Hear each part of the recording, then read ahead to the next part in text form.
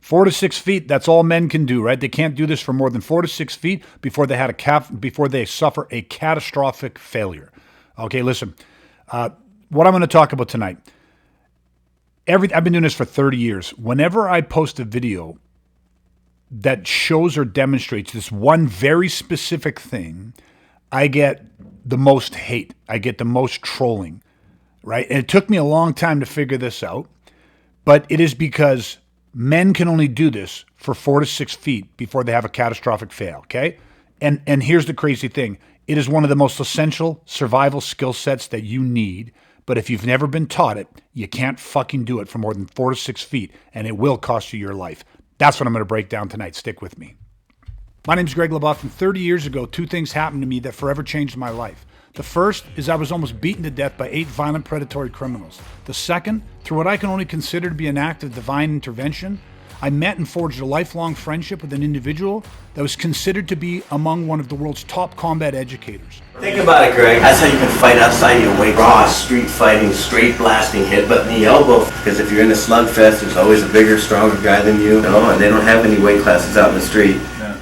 Not only did this individual share with me the strategies, tactics, and tools for how to actually protect myself and my family from violent predatory criminal assault, but he shared with me the insight, the knowledge, and the mindset of what it actually takes to become a modern-day protector. For the past 30 years, I have done nothing but help weaponize other good men so they too can protect themselves and their family. Each week I go live and I share the strategies, tactics, tools, insight, and mindset that you need to become that protector. Welcome to the Education of a Weaponized Man podcast. Okay, so listen, what am I talking about? I said that men can only do this for 4 to 6 feet before they suffer a catastrophic fail, and this thing causes more fucking trolling and backlash than anything else that I do, anything else that I've ever posted. Okay, and what I'm talking about is fucking footwork. Okay, now just hear me out with this. Let's break this down so you can understand this. Every time that I post a video that shows footwork, now let me just clarify a little bit, right? Most people, if I say the word footwork, they think about maybe like a boxer. So they picture an MMA fight, a boxing match, a Thai boxing match, and so they see 2 gladiators kind of moving around and kind of maybe slipping a punch and throwing a counter punch or a strike, a kick, or whatever it is. That is footwork, but that is a very different type of footwork. And it's a very high level type of footwork, but it's evasive footwork. When you have 2 individuals, again, I like to refer to combat athletes like gladiators, right? Modern day gladiators. When you have 2 world-class fighters that step into a ring or an octagon or whatever it is that whatever their chosen sport fights in, when you see these guys in there, they are using a certain amount of footwork, but the footwork is not to avoid the inevitable clash or the fight, the exchange of blows. I mean, that is the whole essence of combat sport. It is to get in there and compete, is to get in there and time your shots, your counter shots, all of that type of stuff. So their footwork is evasive. They use angles, they slip, they bob, they weave, they use, ring management skills. They do all kinds of stuff like that. So that is absolutely a high level of footwork and angulation, all that stuff. But understand that all of that footwork happens within what we call the kill box. So just for those that might not be familiar with that term, what is the kill box? There are 4 ranges of combat. This is the standard of what people know. So there's kicking range, punching range, close quarter range, where you could throw elbows and headbutts, and then there's ground fighting. So you can stand up clinch, or you could go to the ground. So kicking, punching, close quarter combat, and ground fighting. Okay, or stand up clinching, ground fighting, but where you're connected to each other. Okay, so the footwork that combat athletes are using, the majority of that footwork and that evasiveness and that angulation is happening within the kill box, right? Because if you're a boxer, you are standing within punching range. That is where the spectacle sport of combat, of boxing, that is where that occurs. Now, yes, they will slide back and they will get outside of punching range at times. So they might disengage, they circle around the ring a little bit, and then they re-engage. You might have one fighter moving back when one other fighter, is positioning his lead foot outside the other fighter's foot to cut off the ring, to force him in the corner. So again, they are using angulation, they are using, range, and they are definitely, when punches and kicks or tackles like, double legs or body tackles are happening, They are using footwork range and angulation to slip or evade or counter these strikes. Okay, so that's that part of it. Now, let's talk about violence. Let's talk about no rules, life and death, violent predatories, mass attack, outgunned, outmanned, with weapons, all that kind of stuff. There is a different type of footwork that is required. Okay, you cannot rely solely on just evasive footwork that happens within that kill box, within the kicking, punching, close quarter, or ground fighting range. Simply because if you just even imagine multiple opponents, you cannot stay within the kill box ranges and manage 2, 3, 4 guys. The swarm attack is always going to be highly effective when you have one person, when the intended victim or the good guy, let's assume that the people attacking us are the bad guys. If you are only or always staying within the kill box, it makes it infinitely easier for people to swarm you. It is easier for 2 or 3 guys to surround you because you simply do not have the skill sets to manage distance at appropriate ranges. There are ranges of combat that exist outside of the kill box. Okay, that's not really what I want to talk about. So I think I'm starting to hopefully paint a picture for people. Let me give you an example. Now, because most people are going to be listening to this as a podcast versus those that might watch this on our YouTube channel, I'm going to describe a video that is a video of a man. There's actually 2 guys. They are on a golf course, clearly in Australia. They have a golf cart. Now this is on the green, so the golf cart's parked just off the green, but they're by the green. And the video starts where it shows a kangaroo. Not a massive kangaroo. I mean, I'm sure you guys like me have seen these jacked up fucking kangaroos. I mean, those things can get massive. But a younger, mid to slightly on the smaller side kangaroo, okay? And there's this guy who has his golf club, okay? He's got his putter in his hands, and the kangaroo is about 6 to 8 feet away from him. The guy raises his club, so he's got the club between him and the kangaroo. His friend is sitting in the golf cart, which the kangaroo is standing right beside, so his friend is just sitting in the golf cart. The kangaroo doesn't give a fuck about the guy sitting in the golf cart. The kangaroo starts hopping towards, of course, in a very aggressive manner, towards the guy holding the putter. The gentleman swings the putter. He cracks the kangaroo right in the fucking head. The kangaroo staggers a tiny little bit. As the kangaroo recovers from the first hit, the guy circles around the golf cart. So he goes towards the back end of the golf cart and he goes around it. Now the kangaroo follows. So far so good, right? The second, though, that they get to the other side of the golf cart, and now the kangaroo, for the first time, has a direct line at this guy. So the guy, instead of again circling the golf cart, which worked well to keep it as a barrier between him and the kangaroo, what the guy does, of course, now listen, this kangaroo, you can hear this thing fucking hissing now, this thing or whatever noise, the growling, whatever noise that kangaroo is making. I mean, it's funny to watch. I'm not as funny when you're there, I'm sure, but this kangaroo is absolutely pissed off. At this point, there's probably, again, still 8 feet between the kangaroo and the guy. And the guy, remember, has his putter still in between him and the kangaroo. He's already successfully hit the kangaroo once.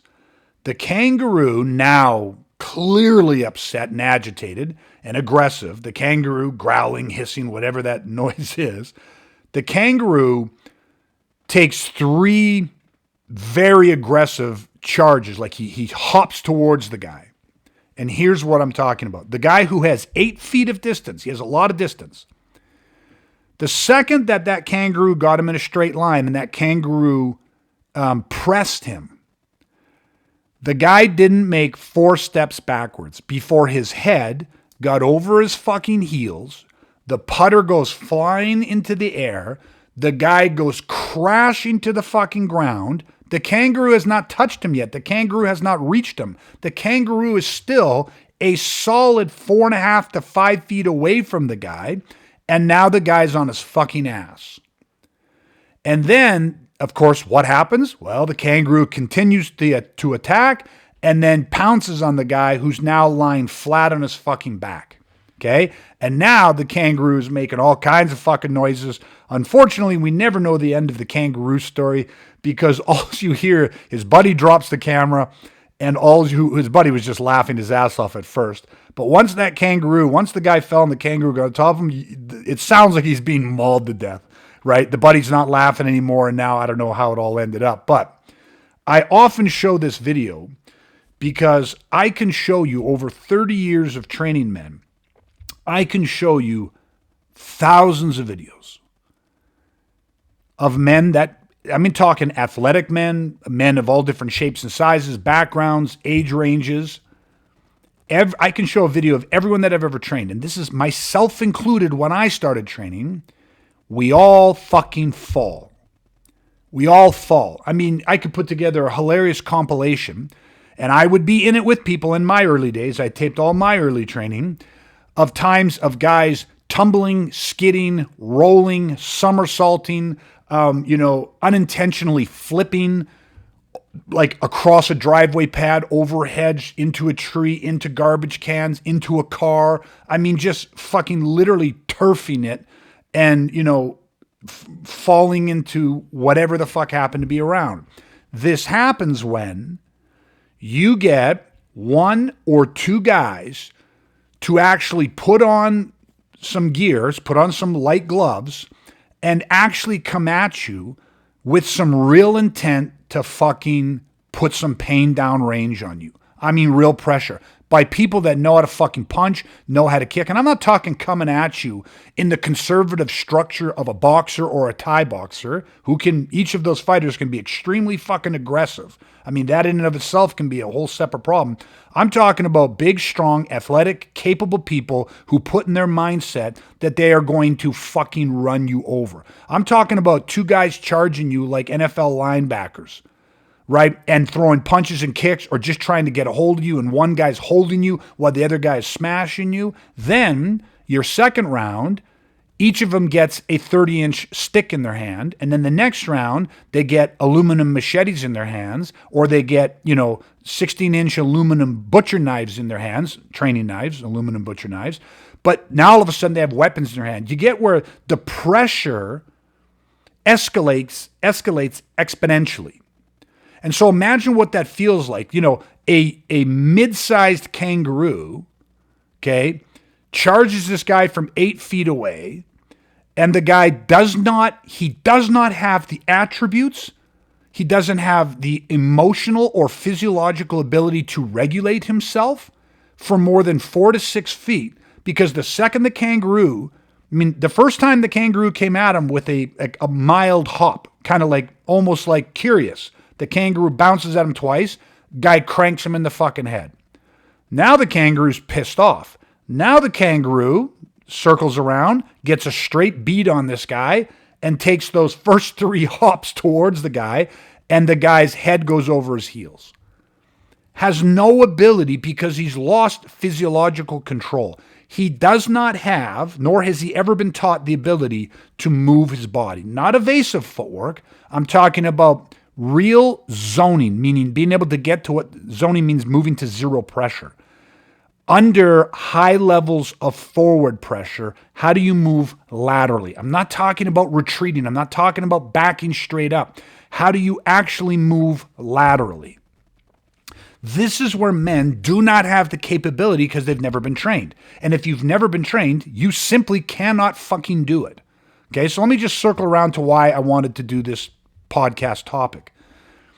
Every time I post a video where I am using footwork, moving, zoning, around cars, between cars, trees, tables, chairs, just moving against 2 guys, 3 guys, moving against 1 guy who happens to have a stick or machete, and I'm moving, like moving outside the kill box, giving space, moving laterally, cutting angles, utilizing range, right? Largo mono range, projectile range, Carenza range. When I'm demonstrating range, or any of my guys are demonstrating range, there is a firestorm of fucking trolling that happens. People are like, oh man, you're about to trip over your own fucking feet. Oh, what's this, all this running, dancing around like a fucking fairy? Like, just hate. Like, just, it's fucking hilarious. But it took me a lot of years to figure it out, because you get trolled off anything you put out. There's always the fucking people that are going to troll you. That's fine. But I just started seeing a trend of like, man, like anytime that I demonstrate footwork or show somebody else doing that type of footwork, it gets fucking lit up. And then it hit me. It is because if you watch, let's say, an untrained guy, just your average fucking dude that would troll, that would take the time to write some shit, okay? You watch that guy. If that guy sees a video of you throwing punches or throwing kicks or swinging a stick or machete, whatever it is, doing something physical, in their brains, they go, I can fucking punch. I can fucking kick.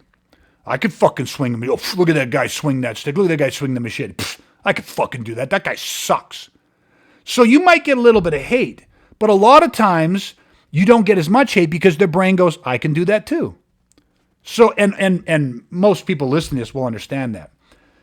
There are people that watch NBA players play and they just trash talk them all day long because they play basketball. They play basketball down at the fucking YMCA twice a week with their fucking buddies, and they're like, that's not how you move that ball. That's not how you set a pick. That's not how you do a layup. Like, come on, man. But their brain, the image they have of how they look when they play basketball is fucking skewed, right? It's fucking skewed. They think they look one way, yet they look a completely different fucking way. I mean, we've all seen the commercials out there, right?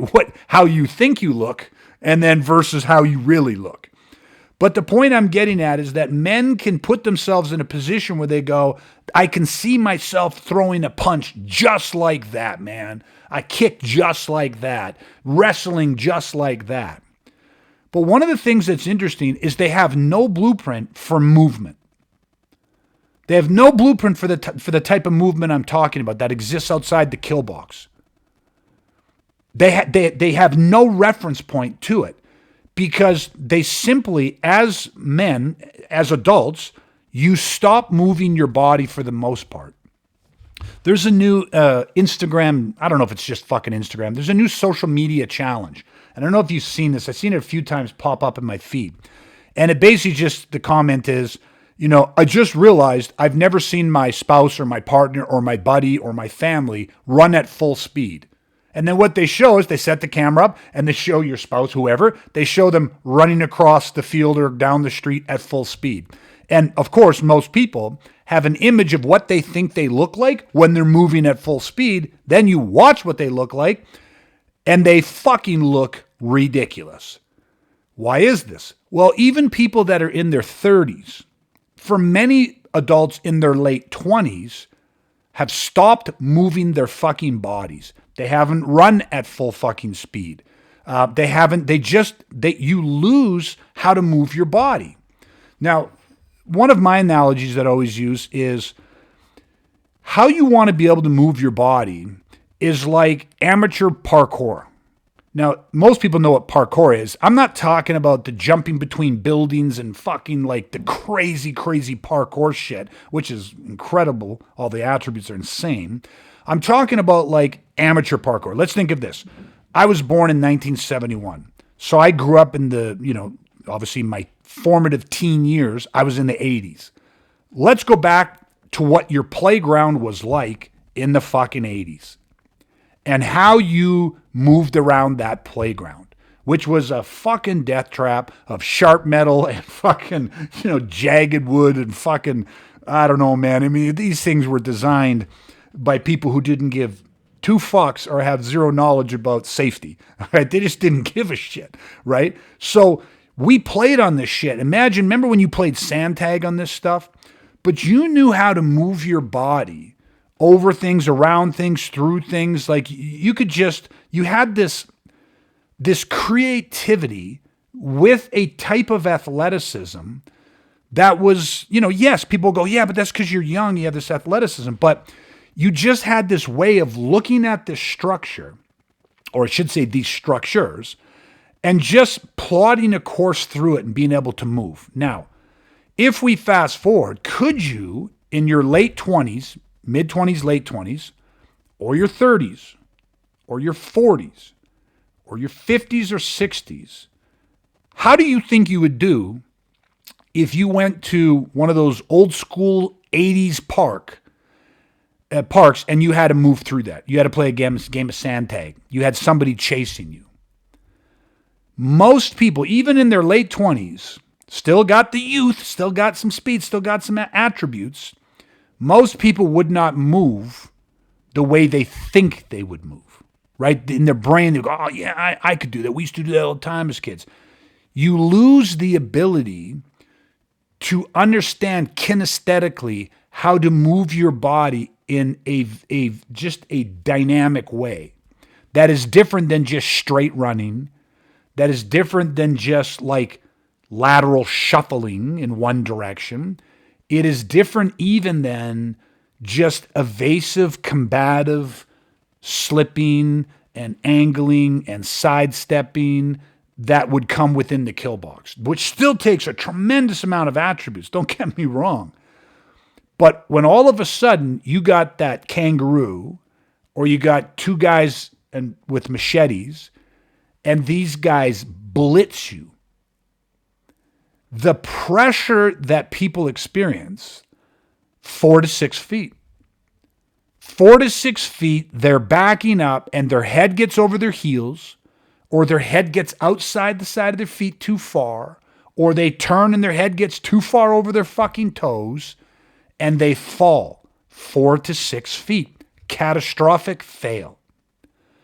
Not to mention that people think that even within that first 4 or 6 feet, if you manage to stay up on your feet, they have no platform to throw. People think, oh, I'm going to fire these devastating strikes and counterattacks and all this stuff. And yet, you have no turret for it. You have no stability for it because you're being violently swarmed. If you just plant your feet and say, oh, I got a cure for that. I plant my feet like they're in cement. I grow roots, and then I start chucking bombs. Okay? Maybe you get fucking lucky.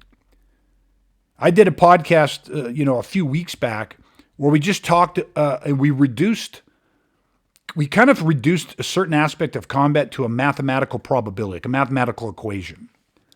The likelihood that you can plant your feet or use very little movement, so you stay rooted with some balance, tuck your fucking chin, hands up, get yourself protected, the chances that you can fire punches or kicks, strikes, any type of strike, even potentially with a weapon in your hand, a knife stab or a machete, whatever it is, against multiple opponents who are big, strong, and rushing you like NFL linebackers, the odds of you knocking them out, hitting them and knocking them out, or rendering them, incapacitating them with one strike is so fucking ridiculously low that it is basically statistically irrelevant. It happens, it can happen, right? But so does someone getting struck by lightning. It does happen.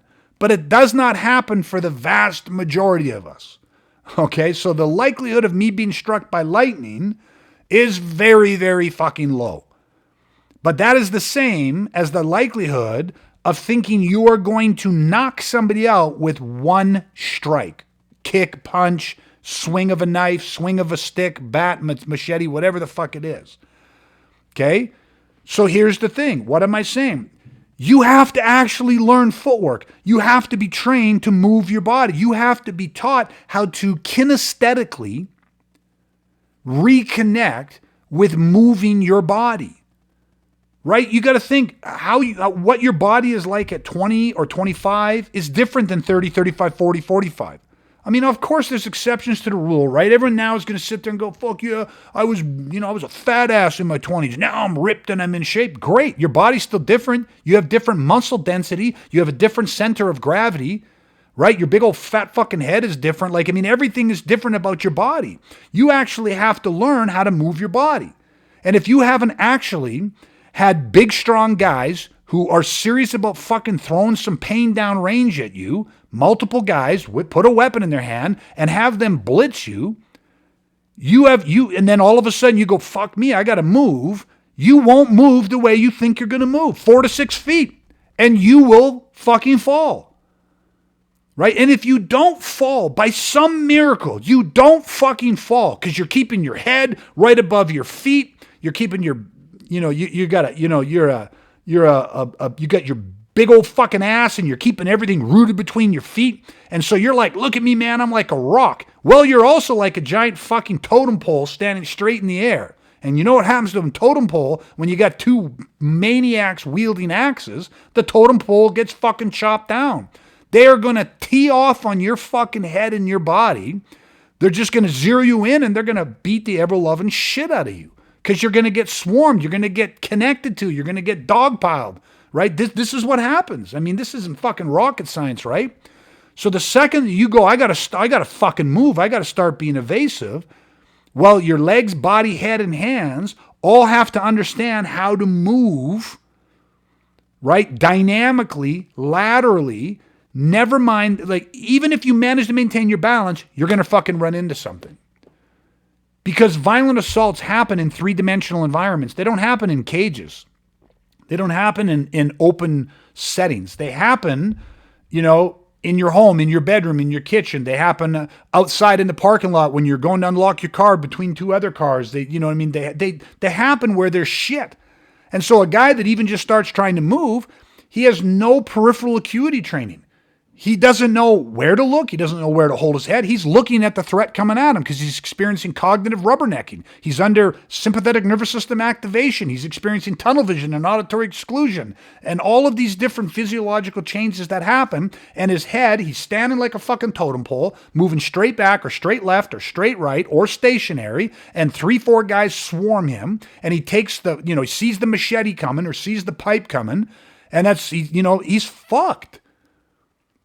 So it's just like, imagine just taking, somebody back to that playground in the 80s and their brain is like, oh yeah, man, I used to you could never catch me. I was the king of, sand tag. And then watch them perform now. And it's like, you know what I mean? They're one-dimensional. They don't know how to move their bodies. They're fucking exhausted because they're burning energy because they tried to run up the slide and then, jump from the slide over to the fire pole and from the fire pole off to the fucking whatever else. And it's like, it's fairly simple maneuvers, but they're like, oh shit, man, I haven't done this in years. Yeah, you don't know you have no kinesthetic awareness of your body. You're like horrible at amateur parkour. When it comes to violence and mass attack and this, you actually have to have, I'm using this analogy, but parkour skills. I'm not talking about flipping over cars and crazy shit. I'm just talking about, do you know how, or can you even move around your kitchen island? Can you go from your kitchen island, around your couch, around your, lazy boy? Can you move around the kitchen table? Can you do that like you used to move around the park, back in the 80s when you were a kid? Can you not just walk around it like a fucking totem pole?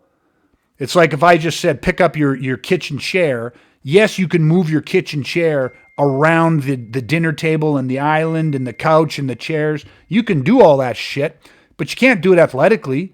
You can't do it dynamically. You can't do it with your head. You got to actually have training to understand how to move laterally. That requires a footwork. That is just most people have never seen. Because, it's footwork outside of the kill box. That's a different type of footwork. It's footwork geared towards mass attack and three-dimensional real-world environments. And the only argument that I typically hear is people going, well, that's why you learn to fight, so you don't have to fucking move. Right? So no, at some point, if you got to fight, you got people attack, you got to stand your ground and you got to develop striking power. The punches, the kicks, whatever. Or you got to get in and clinch these guys up and have these dynamic takedowns and pick them up and bounce them off his fucking head. What the hell's the other guys doing? What are his buddies doing when you're clinching? What is buddies doing when you're standing there throwing 10 to 15 or 20 fucking punches? Because it's not going to be a one-punch knockout. That shit doesn't happen. You're going to take 20 or 30 or 40 fucking punches against one guy. Oh, there's two guys. So now you need 80 punches to 100 punches. or more. I'm being conservative. You get. I mean, it's like it's such a different thing that men have no concept for the footwork. So the brain hates a void. So when they see something where they go, I can't do that. I fucking can't do that. You can't do it because you have to be trained to do it. You don't accidentally figure out how to do footwork. It doesn't fucking happen, right? You can get a guy and he gets a big, strong dude and he just lets his hands go. Horrible punching mechanics. No fucking technique or skill. But a guy's whipping his hands and he clips a guy. And maybe he keeps whipping his hands, so he throws his hands 50, 60, 70 times. And it clips the guy or it deters the guy or whatever it is. Maybe gets lucky. But you know what? That doesn't happen very often. Right? It just doesn't happen that often. It's really tough to accurately and to strike people and actually be devastating with striking tools like that. I've seen people, everyone loves telescoping batons. Everyone loves batons. They just think batons are the fucking second coming of the self-defense world, you know what I mean? And yet batons are one of the hardest things to use. You actually have to have great footwork, great sense of range, great sense of timing and placement. Batons are difficult to use. They're very, very difficult to use and really deliver, stopping power. Very tough to do. They get jammed, they miss, they don't have the desired effect. Like it's just, they're not an easy tool to use. It takes a lot of skill and training to really be effective with batons. Okay, so it's just this interesting thing again of footwork. I want to use one more comparison here because a great analogy is this. Ground fighting. Let's look back to 1993, the UFC. People watched two men rolling around on the fucking ground, and people are like, this is fucking stupid. It took a long time for people to start going, holy shit, look at this. Look at the effectiveness of this. It takes an educated eye to see what's happening down there. You got a guy who's on the bottom, in the guard position on the bottom, and you got a big fucking dude on top, and he's punching and doing all this stuff. Most people are like, man, the guy in the bottom, he's fucked. It's over. Here it is. He's getting him. Yeah, kill him. Yeah, kill him. It took an educated eye for people to recognize the guy in the bottom is using his entire body, his legs, he's shrimping, he's doing all these things, and he is actually infinitely safer than the guy on top. It doesn't look that way, but it's fucking true 99% of the time. And then typically just seconds later, because this guy on top is like, yeah, getting more aggressive and extending his arms more and hitting more. All of a sudden, he's in a choke. He's in a fucking armbar. He's being swept over. He's in an ankle lock. He's the guy's on his back, choking him out. People didn't understand what they were watching. The UFC even started standing fighters back up because it got too boring for the crowd. Because people weren't educated enough to understand the chess match that was happening on the ground. People love to see striking. And why is it? Well, it's very similar to what I'm talking about. The first time you do ground fighting, everything you think you should do on the ground, you're wrong. It's almost always fucking wrong. I don't care how big and how strong a guy is. If he has no training on the ground, he becomes like a fucking baby against a decent sized guy with ground training, right? A smaller guy can take out a big, strong guy who doesn't know what he's doing on the ground. Almost every single time, effortlessly, he plays with them like he's a fucking baby because he has no training. When he should keep his arms tight, he's pushing, he's overextending, he's trying to stand up and exposes the leg. I mean, it's just ridiculous. This is the same analogy I have with footwork. If you've never been taught how to move or zone your body outside of the kill box against multiple opponents in a three-dimensional environment, you have no fucking idea what you're doing. You can't fake it. You can't get lucky at it. You have to be trained, quite simply. If you have not been trained, you have 4 to 6 fucking feet before you will end up on your fucking ass. And most times, I think I'm being generous with 4 to 6 feet, right? This guy got mauled by a kangaroo because he simply couldn't step to his left or right and get back around the golf cart. And people laugh and they go, oh, that guy must have been a fucking idiot or whatever. It's like, no, that's what happens to human physiology under pressure. Pressure kills people. You look at it, let's say, I don't believe this is the case, but I don't fucking know. Let's say the guy died in that kangaroo. The kangaroo fucking mauled him. Okay? The guy sustained injuries that cost him his life. That guy, the kangaroo, yes, ultimately killed him, but what actually led to that guy's demise was pressure. The kangaroo growled and snarled and hissed and rushed him, but the kangaroo didn't even get to him. The first 3 feet of the kangaroo's pressure, the guy fell. The guy was already destabilized, disorientated, and was already fucking head over his heels and falling to the ground.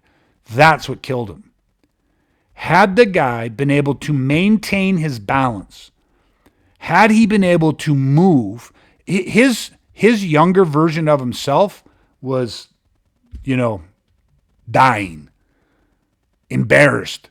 Because when there was a point in time when that kid was younger where he would have went around the golf cart, over the golf cart, grabbed the roof of the golf cart, swung through the golf cart, he would have turned the golf cart into his own little private park, and that kangaroo would have been fucked, chasing him around like some fucking lost boy in the, losing the loser of sand tag, the kid that never could catch anybody. It's just, but as adults, under pressure, when you're scared and you have no training, 4 to 6 feet, catastrophic fail, kangaroo gets on top of him, and then the kangaroo has the opportunity to maul him. Well, it's no different than in a violent assault. I seen a video that was actually shown to me. It was part of a court case, so it was not something that was made public, of a guy who was a gang member who had gotten out of the gang life, went to prison, got out, was trying to live his life right, get back on the track, but his former gang did not like the idea of him leaving. And so this guy had security cameras all over his house, inside and out. And you see this guy, he's in this tiny little room upstairs his house. He hears a noise. He runs out of the room. He gets to the hallway, and there's 10, 15 people coming up the stairs, former gang members of his, associates of his. Machetes, butcher knives, everything. They start chasing him. This guy went back in this room, was over the couch, around the couch, 15 guys piling the room. He fakes this way, fakes that way, jumps over one guy, cuts through this guy, bursts out through the hallway, takes minimal damage, down the stairs, up the stairs, jumps over the rail. This guy looked like a kid in a playground, just as dangerous almost. The 80s playground, just about as fucking dangerous. And this guy keeps them off and eventually gets out of the house, and he ends up having minor scratches. I think he took a couple stitches and lived. How? Well, in his life as a gang member, having experienced, lots of violence, having been to prison, having survived other attempted murders, this guy learned, quotes, or figured out how to dynamically move his fucking body. And anybody that would say, I don't give a shit if there's 20 guys, 15 guys, 12 guys, I wouldn't have run like a little bitch. That guy was, without him even knowing, was executing something called a fighting retreat. Most people are unfamiliar with that. They hear the word retreat, they think a surrender retreat. They have no clue how high level of strategy and tactic a fighting retreat is.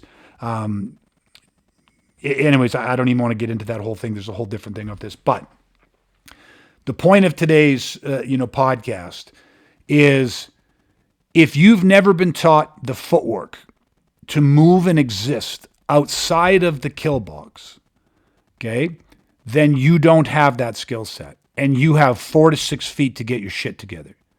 When 2 or 3 or more guys, probably armed with machetes, who catch you on the blind side, when they blitz you, and you didn't even know you were in a football game, when all of a sudden these guys are blitzing you, swarming you, you got 4 to 6 feet to get your shit figured out.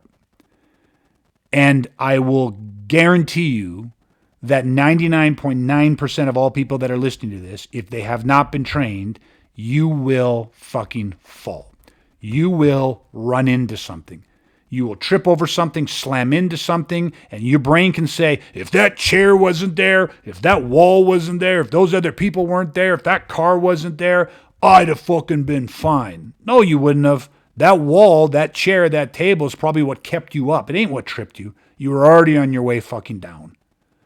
Right? So a wall or some of that might delay the fall, but the fall is coming. You got 4 to 6 feet. Okay? I mean, you can just watch any of these videos now where they clip fake snakes onto the back of golfers' t-shirts, and then Buddy sees it, and he starts running around, he slams in the golf cart. They all fucking fall. They all fucking fall. Some guys make it more than 4 to 6 feet because they're the guys running, and then they look back and they're trying to swing their golf club. They all fucking fall. They all run into something. I mean, that is the majority of them. And that's against, that's not a personal attack where another human being targets you and swinging machetes at you and swinging at your head. I mean, you know what I mean? That recreates sympathetic nervous system activation. When you're losing control, you're startle flinched, you're losing control of the physiology. You have to have that training. Okay, so it's just an interesting concept. Like I said, every time I show the videos, I get tons of flack on it. It's fucking hilarious. But really, what it is, especially, if you're listening to this, is because you have a serious interest in protecting yourself and your family, becoming, your own first responder. And so you've got to learn footwork. You have to be taught. There's no such thing as tough anymore. It's trained and there's untrained. You need to be trained. You need to be taught. You need to learn how to move your body. When you do, this will be my last point on this. Let's flip the script on this.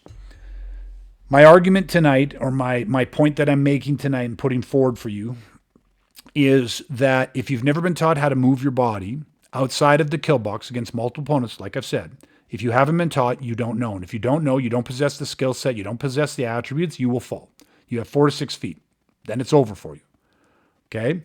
So right now what happens is, think about it this way. That is the vast majority of men that will experience this. They will succumb under pressure 4 to 6 feet. What happens when you become one of the men who does know how to move outside of the kill box?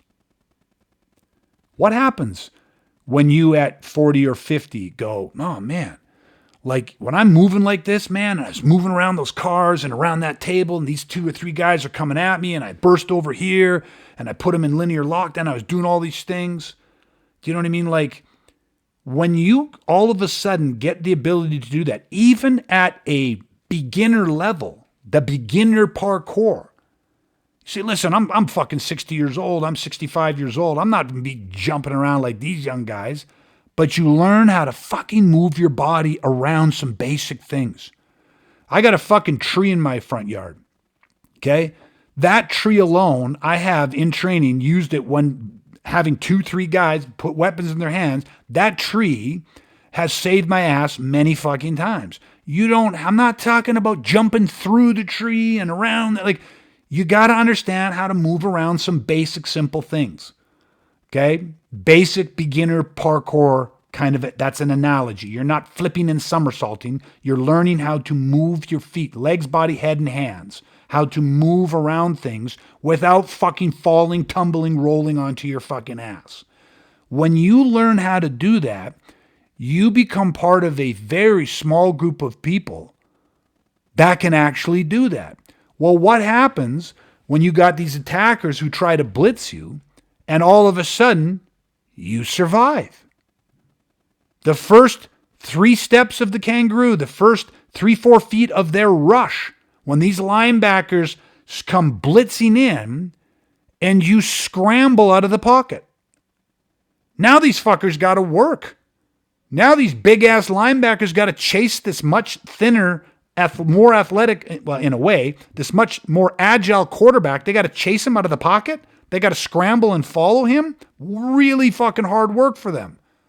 Their mission was to get him on the blitz before he can get out of the pocket. Right? Otherwise, it just becomes infinitely harder. I'm not saying it doesn't happen. I'm just saying it becomes much fucking harder. Well, this is that analogy. When 2 or 3 guys blitz you, their programming is, we're going to blitz him and he's going to be 4 to 6 feet. This motherfucker will already be falling before we ever make first contact. Just like in the case of the kangaroo hissed, growled, blitzed. The guy was already on the ground. The kangaroo didn't have to take him down. Buddy was already down. Sheer incompetence. Sheer lack of ability. Fucking put the guy on the ground. The kangaroo just jumped on and fucking, ate lunch. Whatever kangaroos do when they get you down. Fucking mauled them, whatever. So you don't want, this is a very simple thing to solve, but you have to, it's a very specific type of training that you need. Okay, so listen, that's the warning. That's just something that, again, it's gravity. You know what I mean? You step off a 2-story building, or step off, whatever, a 10-foot, your gravity's you're coming down. When people blitz you, if you have not been taught how to move, you're 4 to 6 feet, you're going down. Okay, so anyways, the opposite side of that, man, is learn to move, and you put yourself in a completely different league. Very few people can do it. Very few tackers expect it. Very few tackers have the tenacity to endure through that, because you create a very specific problem in their brain. Oh, fuck, I can't get him. Like, I blitzed him. We all came at him, tried to swarm him. It's been 2-3 seconds. I've blitzed forward 10, 15 feet, and I still haven't even made first contact. Their brain starts to go, uh-oh, what do we do here? Okay, double down. Let's keep going. Blitz faster, run faster. Okay, fuck. Still, this guy's, fuck, now he's around a table, now he's around a chair, now he's around a car. Fucking pussy, fucking lucky. They get demotivated. They fucking leave. They run off. It's taking too long. The blueprint didn't work. The blitz didn't happen. But they'll just go to somebody else, because, again, they pressure somebody else 4 to 6 feet. That person's already on the ground or slammed into a wall or tripping over a curb or something like that. And they go right into pounce mode. They already got them. Okay, so anyways, that's it, man. Footwork. Don't let it, it's an ego killer. You can't fake it. So what they do is just trash it. Oh, look at that. Look at, don't be that guy. Figure it out. Get the footwork. Get the training. Right? That's it. No such thing as tough, trained or untrained. Okay. All right, everybody. That's it. I'm going to shut this one down for tonight. Appreciate everybody listening. Appreciate the time. Hopefully you guys found value in this. Stay safe. Stay weaponized. Chat again soon, everybody. Take care.